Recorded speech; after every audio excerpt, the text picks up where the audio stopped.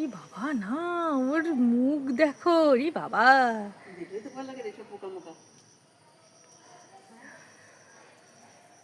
এই গাছটা যতবার ইহা ততবারই পোকা। ওরে বাপরে কি বিশাল রে, বাপরে বাপ, এই কোথা থেকে আসছে? চোখ দুটো দেখ উপর হয়ে আছে, যেন একটা ভূতের বাচ্চা। হ্যাঁ একদম ওই কার্টুন দেখে, ইয়ে দেখে, গেম খেলার সময় সেই জিনিস।